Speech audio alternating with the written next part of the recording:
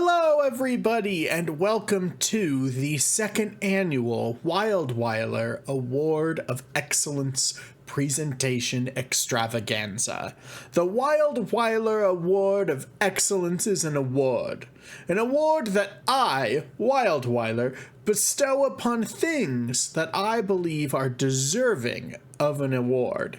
And while the categories may change year to year, and while the seriousness and silliness of that presentation will vary wildly, know this. The winner of these awards, this award-winning award even, have earned it. So, without further ado, let's begin with the presentation of the awards.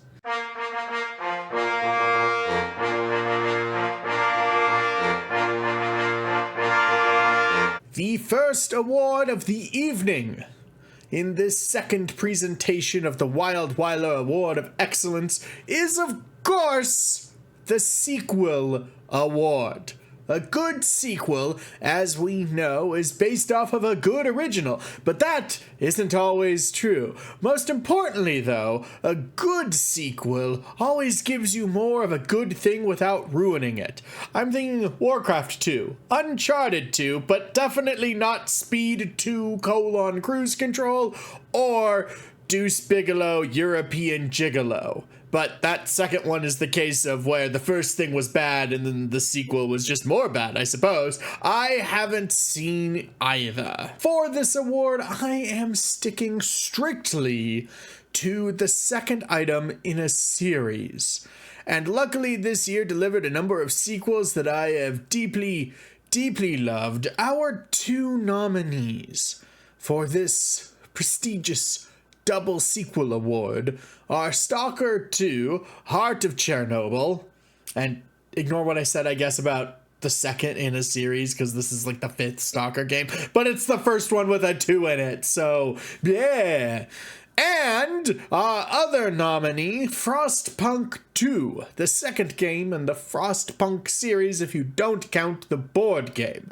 So, Stalker 2 massively expands the play area of the original games while building on the lore in new, exciting ways that don't stamp on the old. It continues the challenging tradition of just letting you get your absolute teeth kicked in by the zone and all the evil horror there, and they've really just done some really good things with the play area. It's quite fun. There is a bit more structure to the game, it feels like, which is nice. It is a lot of walking, but a good sequel like this case doesn't replace the original. You can go play Stalker, it's fine, because both of these games are just kind of as glitchy.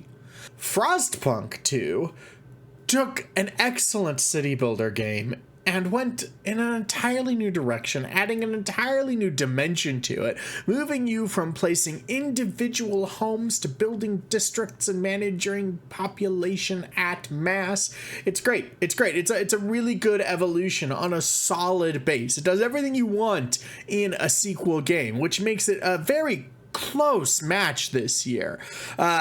Both of these games exist with their existing game. They tell continuing stories, and that's actually even a rare feat in the case of Frostpunk 2. City builders, nobody cares about City Skylines once City Skylines 2 came out. You know, they just don't. So, good on you, Frostpunk 2, because you've managed to keep your original game just as relevant, and in a weird way made it even better, because both scratch different itches. It's wild. But there can only be one winner. And the WildWeiler Award of Excellence, this in our second year, the sequel award, goes to Frostpunk 2. Congratulations everybody involved in the production and release of Frostpunk 2. You have absolutely earned this award. I salute you, and to our runner-up I say, you have a really good game. So, enjoy the nomination even though you didn't win. On to the next award.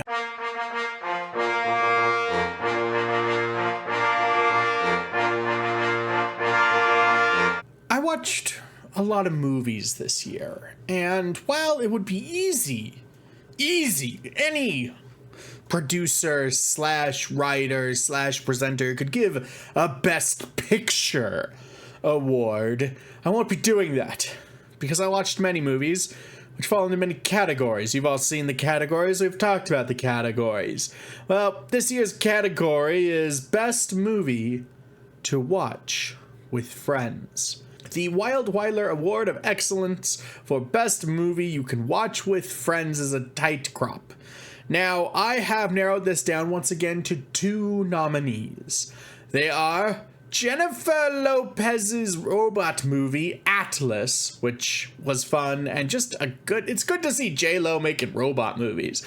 It was weird in how much it kind of follows Titanfall 2 and its plot, but it was a nice, fun little romp, albeit a bit predictable. The second movie is, of course, Guy Ritchie's World War II comedy action drama thing. What that movie defies categorization. The Ministry of Ungentlemanly Warfare. It's great. It's fun. It's really nice to watch with friends. It runs into the problem that Guy Ritchie you've been having lately, and I couldn't help but notice. Your movies don't have climaxes. They just kind of like build and plateau, and then nothing bad happens. I'm looking at you, Operation Fortune, Ruse de Guerre. Just weird little things going on over there at the Guy Ritchie place. I won't say The Gentleman was like that, but The Gentleman was a nightmare all unto itself. Anyways, these are our 2 movies. Both are very fun to watch with people, but just disastrous in many ways to watch in a serious setting because there's too many loose threads that you can easily pull at, which is why you just need to hang out with friends. Talk over like 15% of the movie, and it's great. It's great. Unfortunately, though, there can only be one winner because we don't give out dual awards this year. The winner is the movie that I watched at a surprise party for me, which might affect this award, but I am biased as a judge. The award is named after me, therefore bias canceled out because I'm allowed to do what I want. The winner of the WildWeiler Award of Excellence in Movies to Watch with Friends is The Ministry of Ungentlemanly Warfare. Congratulations, Guy Ritchie. You can get in touch with my people. I will get an award out to you as soon as you do that. So just reach on out and we'll get an award right in the mail. J-Lo, honestly, if you reach out first, I will give you Guy Ritchie's award. Like that'll be fun. Just do that. Next award.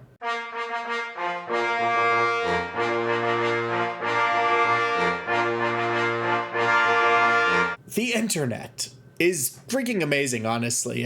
It's wild and weird, and it's not going well right now, but this next award is what gives me faith in the continued existence of the internet, because this is the WildWeiler Award of Excellence for Niche Internet Interest.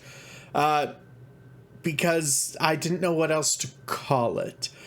Every now and then, when you're on the internet, you'll organically stumble upon a small community full of passionate people who are crafting their own perfect, individualized works of art. And this next award represents all of these people, because this, as I mentioned, is the WildWeiler Award of Excellence for Niche Internet Interest.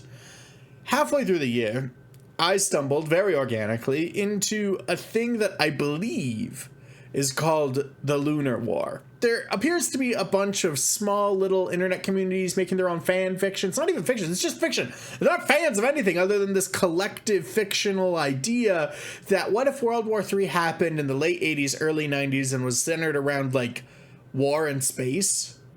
Like with that level of technology. And these people make a lot of really interesting stuff. There's a bunch of communities that do it. It's all generally about sudden escalation of violence at the end of the Cold War. Usually Project Orion kind of like pops into there a bit. But Lunar War enthusiasts have a defined aesthetic, and it's interesting. I want to highlight one very specific thing on this. I think this might be either the defining work, or perhaps just the one that like broke containment first, because I have seen a few others, and honestly, once you notice it, you can pick it out of a lot of like SCPs, just individual SCPs. The winner of my WildWeiler Award of Excellence for Niche Internet Interest is a project called Mayor Ignis, by a person going by the pseudonym of Bean Howitzer. Now, you can find Mayor Ignis on YouTube. In fact, as of recording this, there is a new video in its sort of timeline today. That being said, this video goes out later, so this is a little pre-recorded. The point is it's just interesting. There's also a website too. I'm picking at the edges. And Bean Howitzer, you've done a good job. I will say that. So congratulations. This is a well-earned award. I think the uniqueness and creativity that you're showing out there and what you're creating is something that I want to aspire to when I'm writing my Warhammer 40,000 fan fiction. But you're just kind of doing it whole cloth, and I applaud that. Like, well done. Go for it. If I'm wrong on any of that, let me know. Let me know also where I can find your stuff, because I'm not on Twitter anymore. That saddens me. But yes, so you should check out Mayor Ignis. Type it into YouTube. You'll find it. And Bean Howitzer, congratulations on your WildWeiler Award of Excellence in Niche Internet Interest.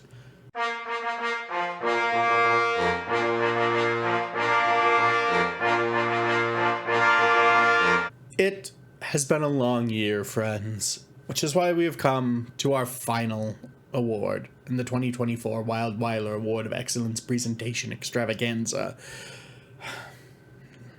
I only did 4 awards this year because I'm tired. And last year I sprinkled in a number of serious awards that were heartfelt and personal. And this year I have not done that. And the reason I have not done that is because this was a hard year for me. If you go back to the back catalog, you can look at it. But long story short, I had spine surgery, and it sucked. Everything sucked. But you know what doesn't suck? You know what never sucks? Train games. That's right. It is time for the train game of the year.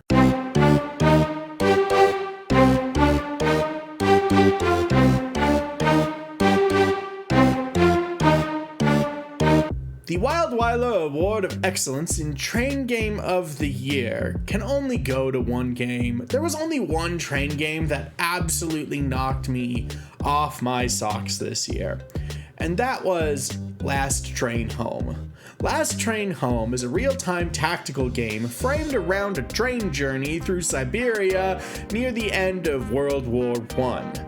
Along this, you'll gain both squad members and fire teams, as well as carriages added to your train.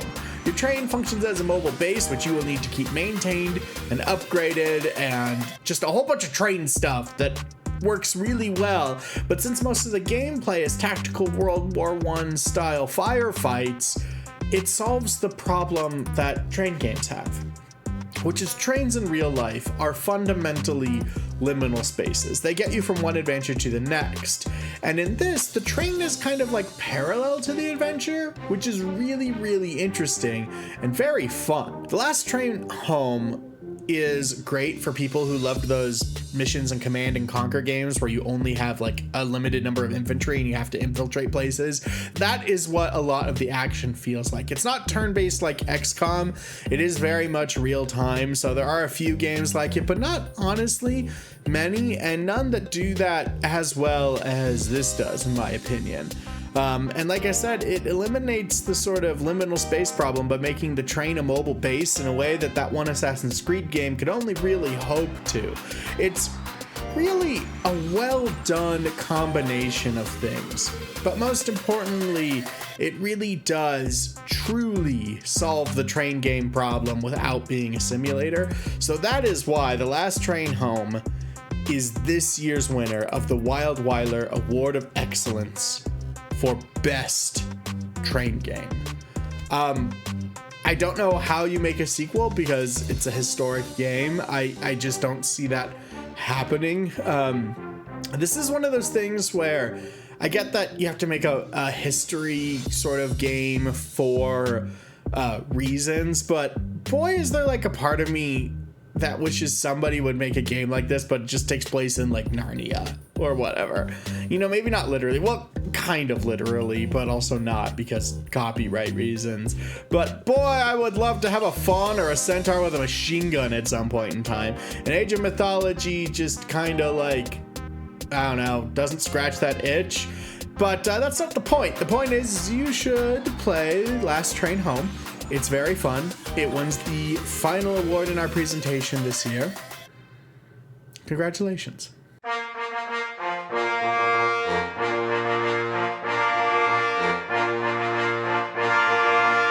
That does it for this year's presentation of the WildWeiler Awards of Excellence. Thank you so much for watching. It's been a rough year, as I mentioned earlier, but everybody watching this, you really are, you know, you're my sounding board, and everybody needs one of those. And I hope sometimes I can be yours too. Anyways, I can't wait for all the fun adventures that the new year has in store, and I will see you all then. Bye-bye.